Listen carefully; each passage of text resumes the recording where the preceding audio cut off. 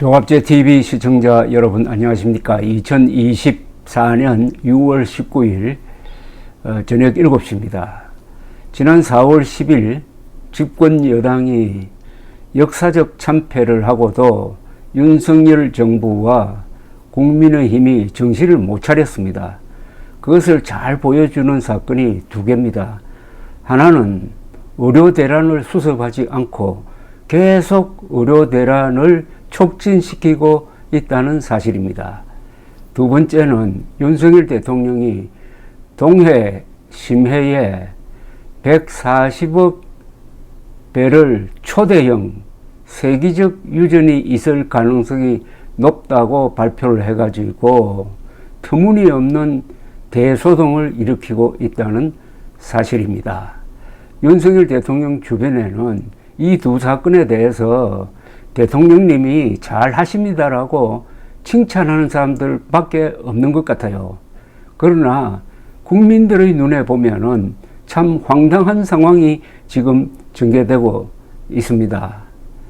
윤석열 대통령과 국민의힘은 지난 총선의 참패를 극복하는 것이 아니라 그 추세를 더욱 악화시켜서 다가오는 지방선거와 다가오는 대통령 선거에도 지기 위해서 아주 작심을 한 것 같습니다.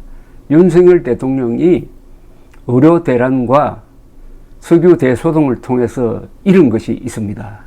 그것이 바로 신용입니다. 윤석열 대통령이 무슨 말을 하든지 그의 입에서 나오는 것은 믿을 수 없다 하는 분위기가 확산되고 있습니다. 그렇다면 윤석열 대통령이 추진하는 이른바 개혁은 하나도 성공할 수가 없습니다. 지금 국회를 민주당이 장악하고 있는데 윤석열 대통령이 여기에 맞서려면 여론을 업어야 합니다. 그런데 본인이 여론을 악화시키는데 앞장서고 있습니다. 드디어 지지율이 20%대에서 올라오지를 못하고 있습니다. 의료 대란과 석유 대소동으로 잃은 것은 신용입니다. 신용. 흔히 자본주의 경제를 신용사회라고 하지 않습니까? 자본주의 경제에서 그리고 민주주의에서 신용을 잃어버리면은 정치인은 몰락할 수밖에 없습니다. 자본주의, 시장경제, 자유민주주의는 신용을 먹고 삽니다. 신용을 잃어버린 가장 극적인 통계가 지난주 한국갤럽 조사로 나타났습니다.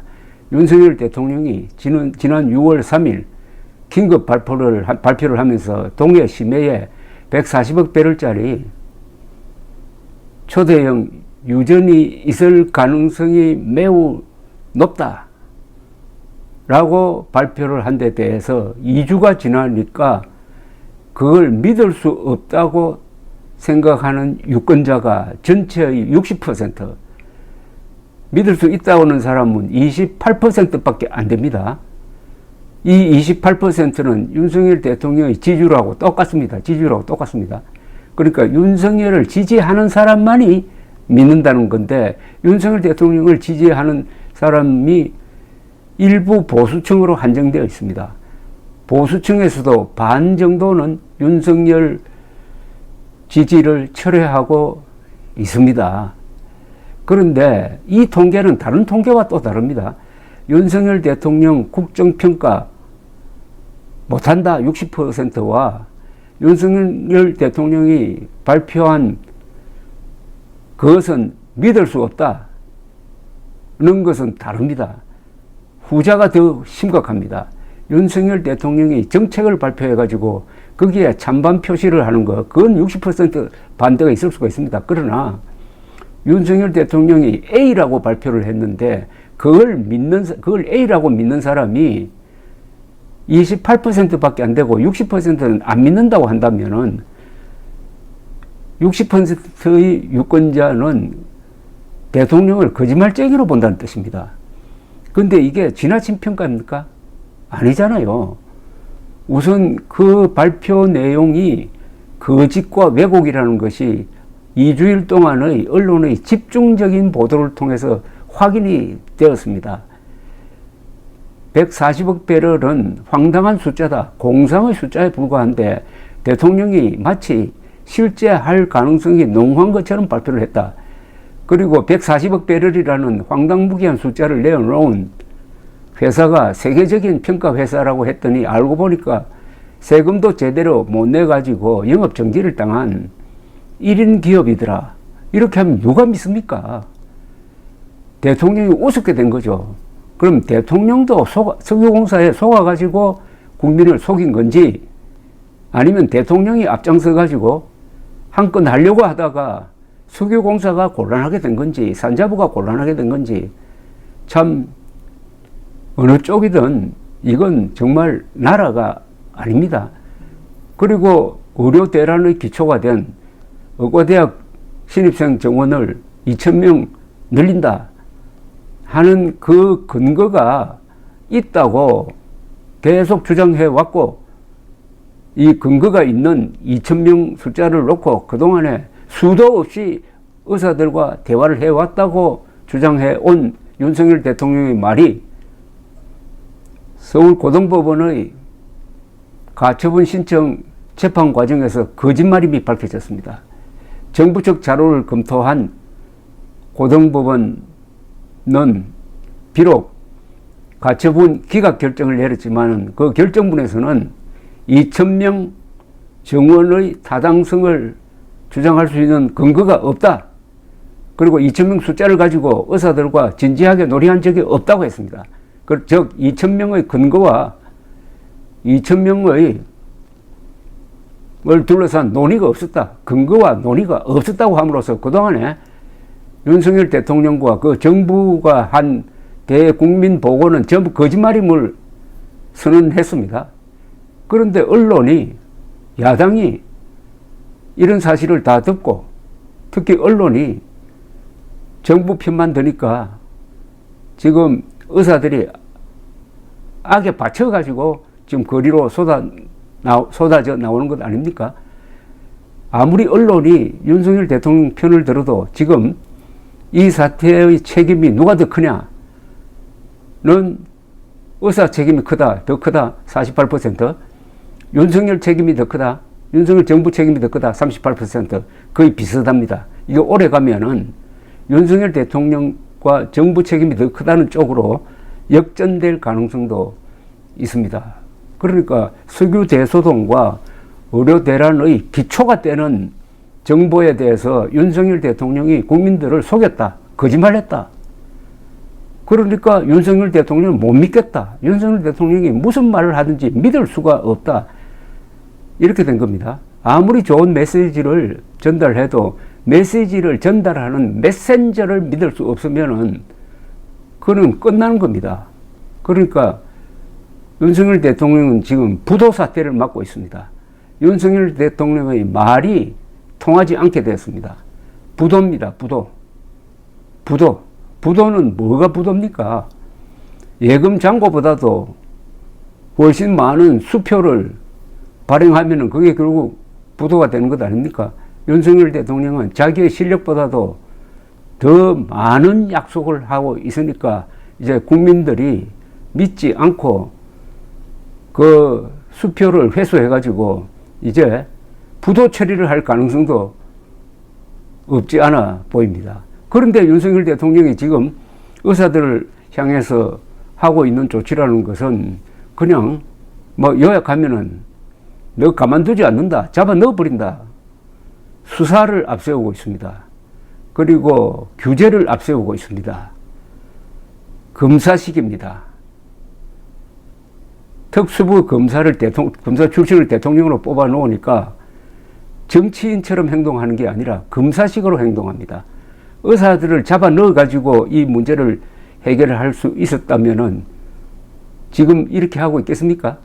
잡아 넣지도 못하고 잡아 넣는다는 이야기만 계속하고, 이것도 결국 부도인데, 이런 정치 행태는 조선조에 저 양반들이 하던 스타일입니다. 조선조의 직업 구분은 산업공상이었습니다. 과거시험 합격자, 그리고 사림, 이런 사람들이 정권을 잡고 산농, 그 밑에 농민들, 공, 뭘 만드는 사람, 그리고 뭘 파는 사람. 아마 산업공상 구분해서 의사들은 아마 거기 공쯤 해당될 겁니다. 그러니까 이런 사람들은 실물 경제도 모르고 과학도 모르고 군대도 모르고 오로지 중국의 고전만 달달 외워가지고 그것을 복잡한 세상에 한번 써먹으려고 하니까 그게 통하긴 통합니까? 안 통합니다. 그러나 권력을 이용해가지고 남 모함하고 잡아넣는 데는 선수죠. 지금은 과거시험 합격자가 아니라 사법시험 합격자, 윤석열, 한동훈 같은 사법시험 합격자가 권력을 잡고 경제인들과 과학자와 의사들을 지금 이렇게 괴롭히고 있는 일종의 조선조 양반 정치의 재판입니다. 그런 점에서 윤석열 대통령이 자유민주주의를 외치고 시장 경제를 외치더라도 그 사람의 정치 행태에서 느껴지는 것은 산업공상적, 명분론적, 총론만 있고 강론은 없는 실천력이 매우 약한, 그리하여 박정희 대통령이 그리고 그 후에 의사들이 함께 만든 이 세계적인 의료체제를 그런 명분론으로 부수고 있는 문명 파괴 현장을 우리가 목격하고 있습니다. 윤석열 정치는 이게 양반 정치입니다. 그런 점에서 수구 반동적입니다. 조선조식 정치를 하면 되겠습니까? 21세기 정치는 무엇보다도 국제적 시야가 있어야 되고 사실에 기초해야 되고 현실에 기초해야 되고 과학을 중요시해야 되는데 윤석열 대통령은 현실과 사실과 과학을 무시하고 밀어붙이다가 국민적 저항에 부딪혀서 선거도 지고, 그런데 궤도를 수정할 생각을 하지 않고 뚜벅뚜벅 걸어가겠다고 했습니다. 그 뚜벅뚜벅 걸어가는 길이 벼랑을 향해서 가고 있습니다. 금년간에 한국 사망자 통계가 나올 겁니다. 아마도 사망자가 급증했을 것입니다. 그것은 의료 대란 때문입니다. 물론 의사의 책임도 있어요. 그러나 이걸 일으킨 윤석열 대통령의 책임이 더 크죠. 2월 6일까지 가만히 있던 의사들을 들쑤셔가지고 전공의도 떠나고 의대생들을 학교에 안 나오고, 그리고 환자와 의사들을 이간질 시키고, 그럼 그게 제대로 치료가 되겠습니까? 예, 근데 지금까지 통계를 검토를 해가지고 현재 수준으로 사망자가 평년보다 한 5천 명이 늘었다. 그러면은 5천 명은 누가 죽였습니까?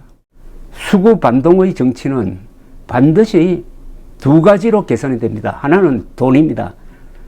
돈이 많이 듭니다. 윤석열식 의료개혁도 아니지만 이런 의료 대란의 종착점은 국민들이 호주머니를 통해서 호주머니를 털어가지고 아마 배상하게 될 것입니다.